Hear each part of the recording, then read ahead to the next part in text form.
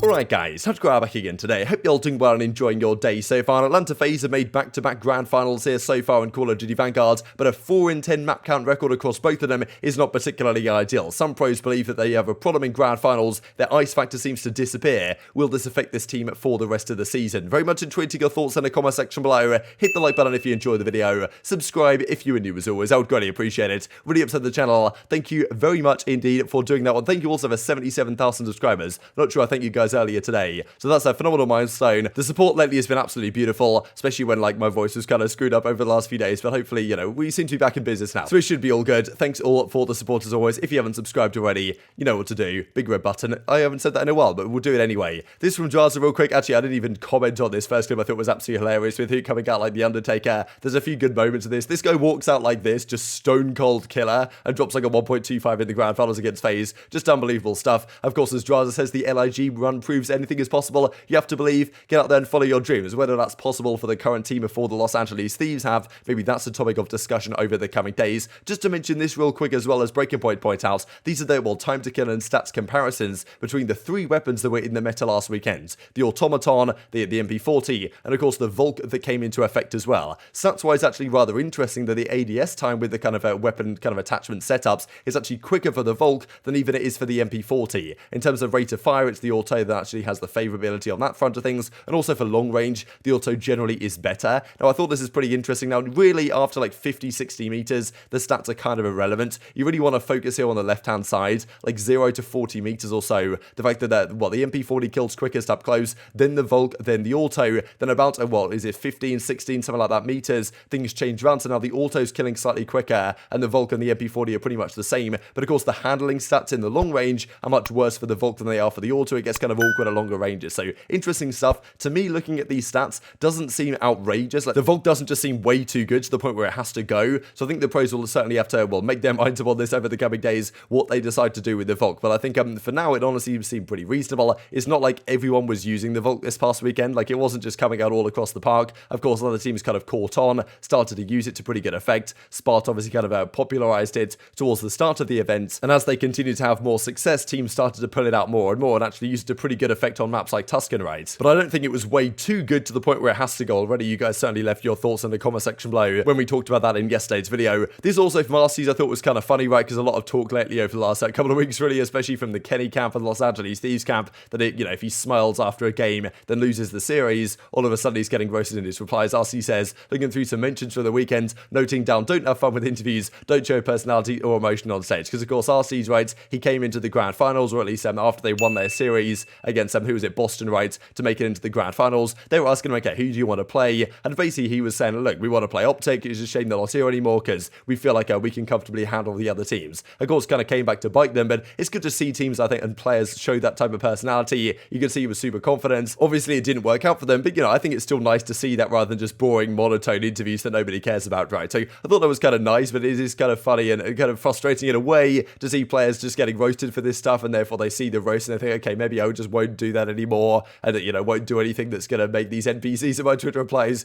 go absolutely rogue. As Octane says, smile one more time, I dare you. Of course, they do make the grand finals. They fall short once again in the grand finals, and as Simp says, GG's Los Angeles Guerrillas. Haven't got much to say on that one, just let the fans down. Gotta fix the small stuff and just be better. As I said a couple of days ago, maybe it was yesterday, Simp had his first negative KD event in quite some time. I think he dropped like a 0.95 over the course of this event. Grand final stats for both Simp and aBeZy weren't pretty at all. Very rare to see, to be honest, the Tiny Terrors not just completely taken over games. But even if they're not playing their best Call of Duty, or then maybe not quite as good as this game as they were at Cold War, they're still making grand finals on a very consistent basis. Simp is so close to greatness again, just got to keep putting in the work. But of course, it must be said, the last couple of grand finals they have made haven't gone to plan by any means. As aBeZy says, GG's Los Angeles Guerrillas, they played great the whole tourney. No doubt Los Angeles Guerrillas did play great, but I feel like LAG played far from flawless in the grand finals. My feeling at last year's Stage 2 Major when Toronto beat FaZe, I believe, 5-3 in the grand finals there, my feeling after that event was that Toronto just played unbelievably perfect Call of Duty, and like FaZe didn't play quite their best, or they still played very well, but Toronto just played unbelievably well and took down FaZe in that grand finals there. This weekend, I feel like LAG played very well in the grand finals, don't get me wrong, but I feel like they didn't play perfect by any means. I think that FaZe honestly pretty much just underperformed. So I think it was a slightly different story this time around, and same arguably in the finals against Optic, right, last time, when Optic said after, like, we could have won that 5-0. We didn't play perfect. FaZe obviously played far from their best in a grand final setting. So I just the question. So far this season, of course, the Kickoff Classic, whether you count them or not, they didn't have a great performance there. Of course, they got beaten by Seattle in the first game they played. And of course, the first 2 grand finals they've made, of course, look, they're still making grand finals, which is just unbelievably impressive. They're just the guaranteed grand finals team, it seems, at this point. But they've lost both of them so far to Octane to Los Angeles Guerrillas. Do they have a problem when it comes to these key pressure moments? FaZe is definitely the best team in the game right now, most consistent team.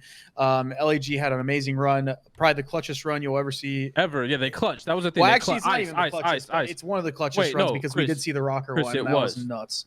But when are we going to series? Bro, if this keeps up, although I don't think this is going to keep up, when are we going to talk about FaZe having no finals ice? Like, these guys are just trolling. Like, in the last 2 finals, not trolling, but they've gone stomped in the last 2 finals. What is good with these guys? I don't know. I'm not really too sure what's going on. I thought this event maybe the Volk was throwing them off a little bit, but even with that, I just felt like they were getting outplayed. Yeah. I think it's a confidence thing. I think in like Cold War and even MW, I feel like they played with a way different confidence. I don't know if you guys kind of feel that way or notice that, but FaZe? That's kind of how FaZe. I feel like they had way more confidence in previous titles than they do in Vanguard.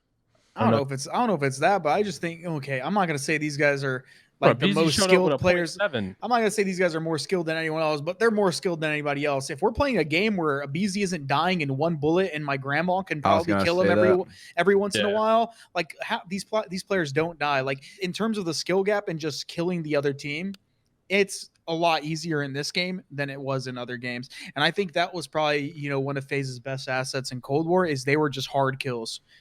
And no, I think it's harder to get away with this on this game. So I wanted to look back at some of these grand finals from the last couple of years. This, of course, is, as I mentioned, that stage 2 major grand final. It was FaZe versus Toronto Ultra. They ended up losing this one on the checkmate hardpoint. And as I say, I'm pretty sure that in this one, Toronto just played unbelievably well. I think FaZe played pretty damn good, but Toronto were just on another level. We look at the cast, the last couple of majors they've played. Of course, this was the major one. Like, they win the Desert Siege 6-5. They win that Tuscan Search and Destroy as well. But they get pretty much bodied in all the respawns. They lose this Search and Destroy in Berlin to go down 5-2. So that's 5-2. Then if you consider this event where they lost 5-2 again on a Berlin Search and Destroy to Los Angeles Guerrillas, with these series here, after winning game 1, you thought surely there's no way that FaZe don't go on to win this series. But still they win 4 in a row. Los Angeles Guerrillas, they played great, don't get me wrong. But this series I thought was especially telling just because they go in here as clear favorites, right? Everyone expected them to deal with LAG. To be fair, everyone expected like every team to deal with LAG because they had a sub for the entire tourney. But still, they make it work. And they played great, don't get me wrong. But back-to-back grand finals for FaZe, they've now only won 4 map wins. They've lost 10 maps over the course of it, right? And if there was a tourney tomorrow, you're still going to put your money on FaZe to make the grand finals, and probably they should be favored to win. If you had to take any team, if you looked at any team's percentage chance to win an event that started tomorrow, you're probably going to take FaZe number 1 because it's the most likely team to make the grand finals. But having got there, their performances, of course, haven't been great. And the guys on the flank were talking about the fact that, like, okay, what's going on with these guys? They make a finals, then they fall short. Like, is this going to be a problem that affects them for the rest of the season? We looked the last couple of years, like, it's something that certainly affected them in Modern Warfare. Of course, Modern Warfare was a very different team. They had MajorManiak and Priestahh on the squad then, but they made a load of grand finals. They won the Atlanta one, then it went online. They made the Chicago grand finals, Florida, Minnesota, Paris. They didn't make the New York ones, but Toronto and the World Championship. So over the course of Modern Warfare, the FaZe team was 2-5 in grand finals. They made 7 grand finals, only won 2 of them. Not a particularly good record. Last year, they certainly turned it around, but last year they were just the best team by such a wide margin that losing any grand finals was going to be a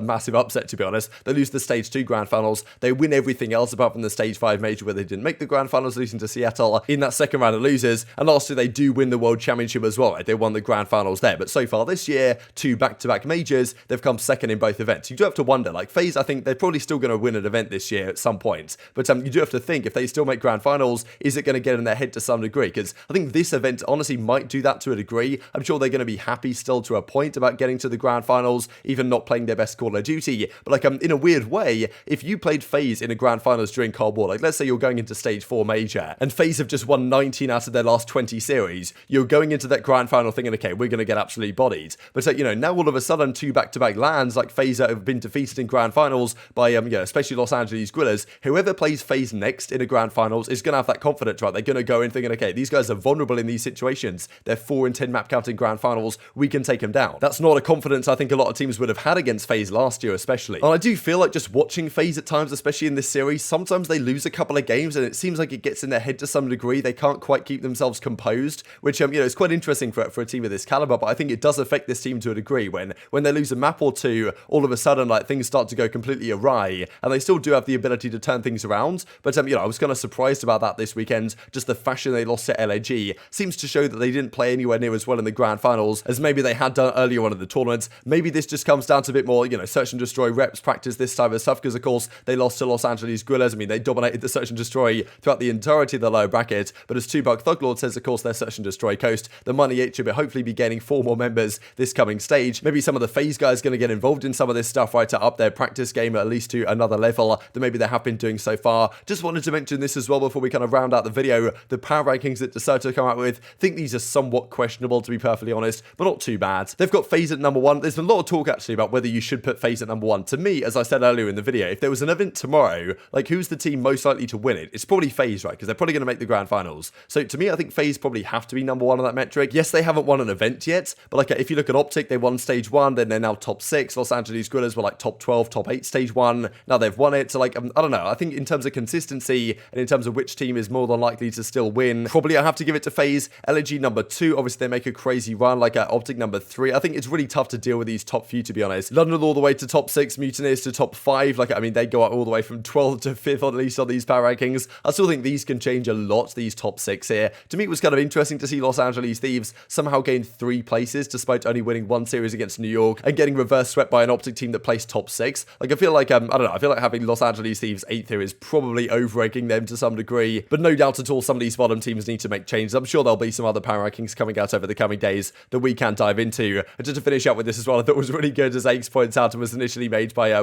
B-Fire Alarm 99 over at the Reddit, is kind of Stephen Aches Smith's thoughts on all these type of situations, using some classic situations, especially after these game ones and going into the grand final, the confidence that all of a sudden went very much downhill. But very much intrigued to your thoughts on all this stuff in the comment section below. Hope you guys enjoyed the video. If you did enjoy it, hit the like button and tell the YouTube gods it's a good video. I just like you should see it as well, and I've grown the competitive Call of Duty community. Thank you as always, take care of yourselves, and I will see you next time. It's about to get thick up in here. It's time for a blow up. It didn't work. Whoa. Who is this? I smell something, and I don't like it. Let's go! Let's go! Something ain't right. Something ain't right. And damn it, it's time that we find out. This is what I wanted. This is what I needed. And I got it.